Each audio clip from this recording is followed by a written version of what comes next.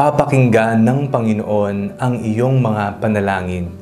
Ako po si Father Fiel Pareha at ito po ang ating segment, ang Daily Devotion, na kung saan tayo po ay magdarasal, magbabasa at magninilay kasama ng salita ng Diyos sa buong taon. Manalangin tayo. Sa ngalan ng Ama, ng Anak at ng Espiritu Santo. Amen. Halina, banal na Espiritu, liwanagan mo ang aming puso at isip nang maunawaan at sa buhay namin ang iyong salita. Amen. Our Bible passage for today is from the book of Jonah chapter 2 verses 1 to 6, and I read it for you. Then Jonah prayed to the Lord his God from the belly of the fish, saying, I called to the Lord out of my distress, and he answered me. Out of the belly of Sheol I cried, and you heard my voice. You cast me into the deep, into the heart of the seas, and the flood surrounded me. All your waves and your billows passed over me. Then I said, I am driven away from your sight. How shall I look again upon your holy temple? The waters closed in over me. The deep surrounded me. Weeds were wrapped around my head at the roots of the mountains. I went down to the land whose bars close upon me forever.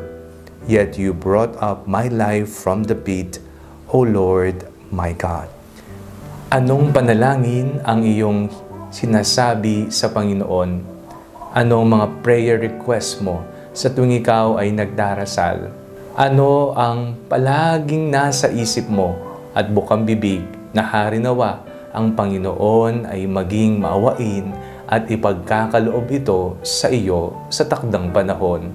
Napakinggan po natin ang pasasalamat ni Jonas sa kaniyang mga panalangin bintawan sa Panginoon. Siya ay niligtas ng Diyos sa mga kapahamakan. Siya ay pinagpala pa rin ng Panginoon kahit na matigas ang kanyang ulo, at siya ay hindi sumunod agad sa pinag-uutos ni Yahweh. Tayo man ay may katigasan ng ulo. Tayo man ay hindi madalas nakikinig sa tinig ng Panginoon kung ano ang kanyang pinapagawa sa atin. Magkaganon man, mahal pa rin tayo ng Panginoon. Kakaawaan pa rin tayo ng Diyos sapagkat tayo ay mahalaga para sa Kanya. Tayong lahat, katulad ni Jonas, ay may misyon sa buhay. Ano kaya ang misyon na naiatang sa iyo ng Diyos? Ito'y atin lamang malalaman at mahihinuha kung tayo ay mananahimik at mananalangin. Katulad ni Jonas na kinain ng dambuhalang isda. Sa loob ng tiyan ng dambuhalang isda, doon niya napagtanto ang mga bagay na ito. Doon siya nakapanahimik at nakapagdasal sa Panginoon. Manalangin tayo.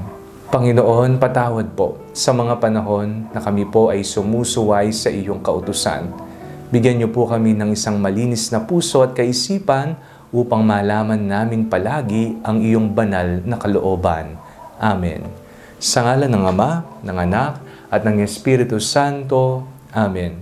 Huwag po ninyong kalimutang i-like ang video ito, mag-comment po kayo and share it with your family and friends. Ang Panalangin Bago Matulog ay may sariling Facebook page na po. Huwag niyo pong kakalimutang mag-like o mag-follow dito, and do not forget to subscribe to our YouTube channel. I-click niyo lamang po ang link na nasa description ng video ito, o kaya naman po just search Father Fiel Pareha. God bless you po.